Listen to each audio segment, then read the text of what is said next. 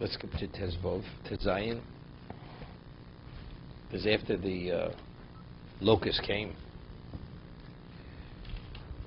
and it began devouring everything. Vayimar Paro likro l'Moshe l'Aaron. It's interesting, by all the other marks say Vayimar here. He called him. Let's say by the Borod at the end. Right? What's the... What's the contradictory word associated with the Melech? The Melech took him. What's that? Vayishlach Paro v'yikro l'Moshe. He sent, he called. Over there, it's interesting. The Borod is destroying everything. Fire and ice. Vayishlach. Here it's Vayimar. So evidently here, times of the essence in terms of what? Because every moment that the locusts eat more, the question of recovery is question whether they're going to recover. No. No. When a locust eats something, there's no future. Doesn't come back. So therefore, times of the essence here. So it's Vayimar Paro. The question is, did Paro think for a moment that it wasn't going to happen? Right? Definitely. If everyone that Moshe said was going to happen exactly, did he think this wasn't going to happen? And he described what was going to happen. But you see, it's a different thing. Seeing it, experiencing is a different reality. One's on an abstract level, although you know it's factual. I always say that Ezel Chochem Harosa know that. Right? It's roeh. When you see something, that's a Chochem. Chochem, it's not, he understands the consequence. He sees it as if it's a reality.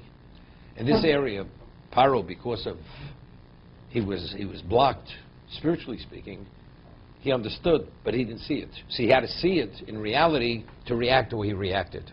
That's what you have to say.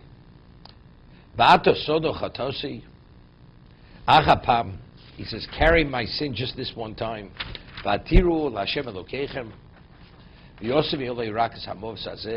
See, he's referring to this worse than anything. And remove from me just this death.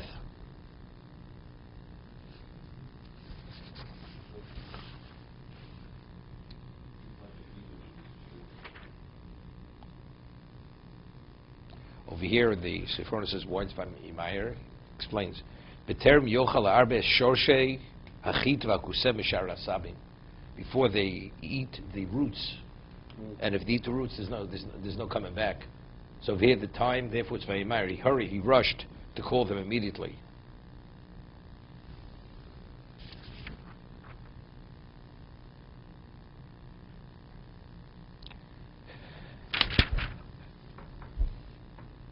Vayitzim Paro v'yeter al Hashem. He went from before Paro. He was mispalel. He prayed. Vayipoch Hashem es ruach yom chosek miod. Of course, it said earlier that the easterly wind brought it, carried in the arbe. So Hashem caused the wind to blow. He inverted the wind. Chosek miod, ruach yom, a westerly wind. Vayiso es arbe. It carried the locust vayiskoeu yom asuf, and it vayiskoeu it actually pulled it out into the Yamsuf. Lo nisha arba echad b'kol gvul Mitzrayim. There wasn't one arba, one locust left. B'kol gvul Mitzrayim, which is the opposite.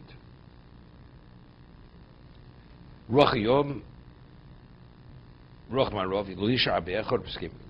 Afam luchim shemolchim. Even the what is it going out of its way? That even the ones that they salted their tails, that normally it incapacitates it. Even they were blown out. Doesn't say they could fly on their own, but the wind pulled them all out. V'yichazik Hashem es le'Paro, v'lushilach es b'nei Yisrael. Again, Hashem strengthened the heart of Paro, v'lushilach es b'nei Yisrael.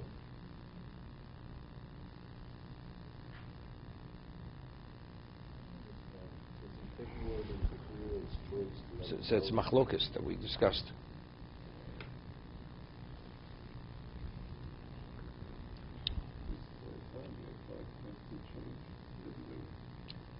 V'yom Hashem el Moshe neteyotcha ala shamayim. Again, here it mentions yodcha, doesn't mention the mate. Extend your hand ala shamayim.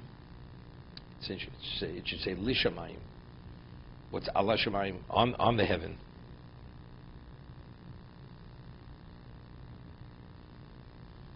Al. V'choshech ala tzvam v'yom ish choshech.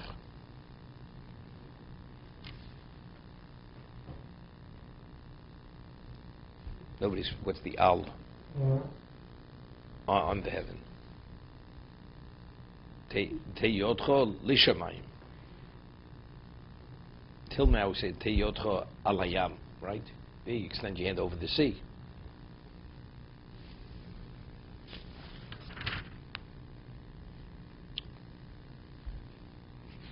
I mean, the way I understand it is, the Ramchal writes in the Das Tfunos, you find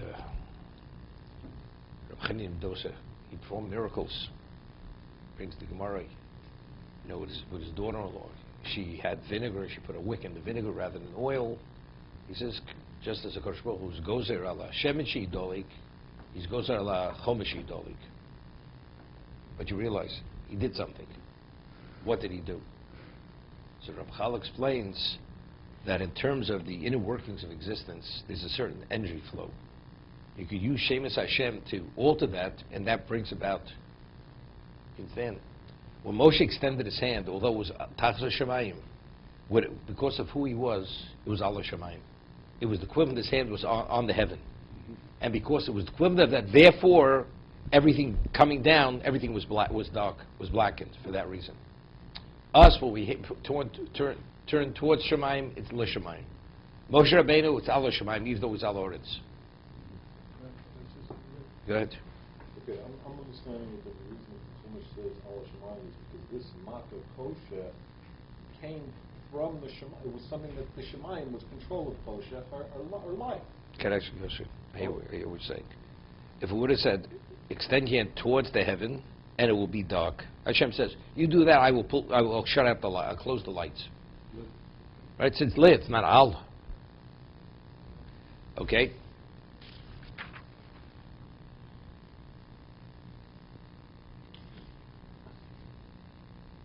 So v'yomish choshech, Rashi cites the Chazal, that there was a thickness to it. She'yakofel u'mechupel v'av ad she'yabo mamish. The word mamush, yomish choshech. V'yed Moshe's yodo ala shamayim. V'yichoshech hafil b'chod som shloshim. See here it doesn't mention a word about the mater. Right? It doesn't mention the mater. The others it said yad, then it says he extended his staff. Here it says your hand, and it says he extended his hand. There's no mention over here.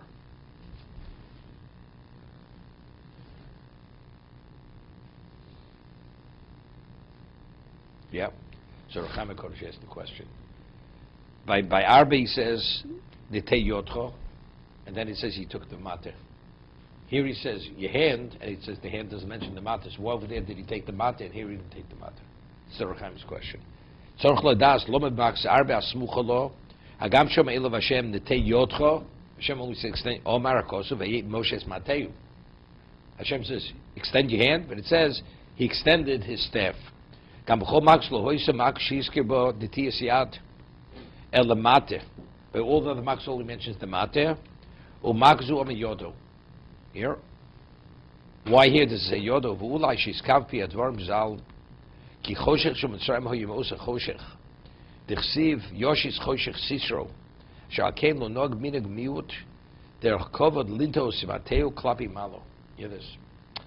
It's Mensch Nachum says, what is Choshech? It says that the Esha Shel Gehenim is black fire. So the darkness, it wasn't just an absence of light. They suffered in that darkness. It was the Choshech, it was the black fire of Gehenim. That's what they were exposed to. So he says it wouldn't be covered. So he said that he's not saying. He says, "Ki yoshes choshech asher akein lo nog minag miut derech kovoid lintos mateo klapi malo." Not sure what he means. Gamli shver say shomish choshech zohiyam migehenom. Oh, that's the second. First one he says it's what? It's Yoshes Choshes Sisro. Ulai ki shneim niskaven al emes ki beizmin echosh hoyu echot shishimesh kivinyer.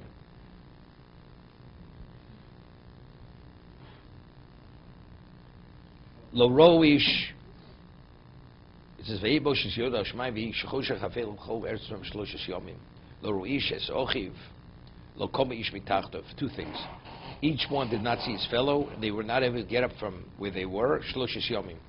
Chol b'nei yisrael hoyo or b'mashrosam. Good.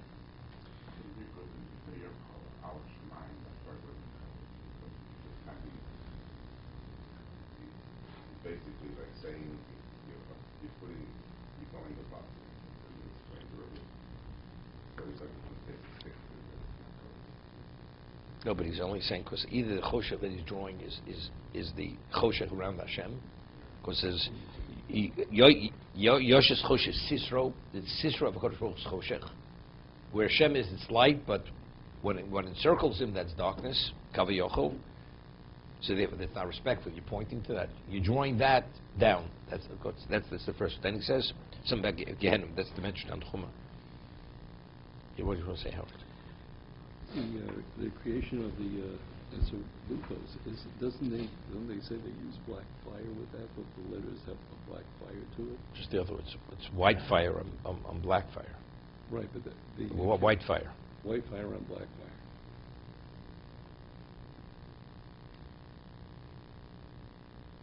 It says Chol Yisrael.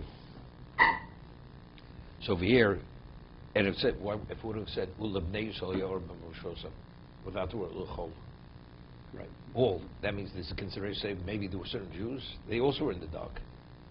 Right. I mean, it says they were showing 4/5 died during. Okay, so that's not they were in the dark. They died. Between people, the Jews who were alive, every one of them had light. I mean, evidently the ones who lived, them, why shouldn't they have light?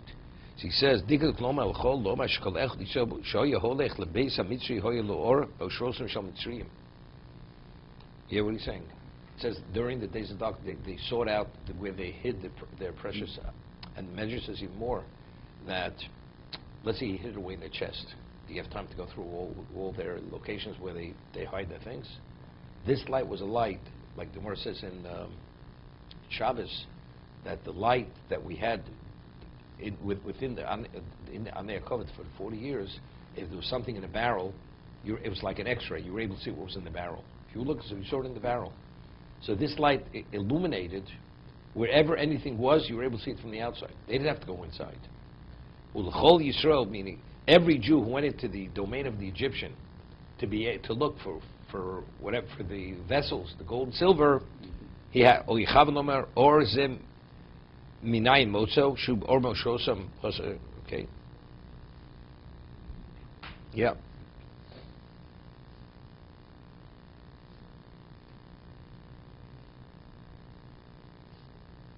Okay, we'll stop here. Let's see the Maral.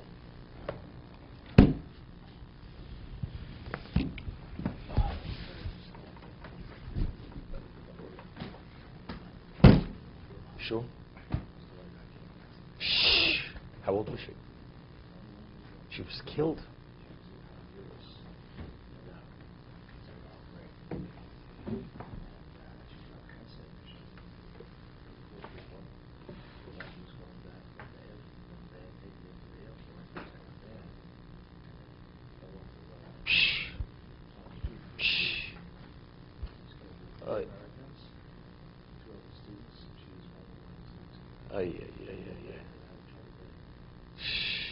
What a tragedy.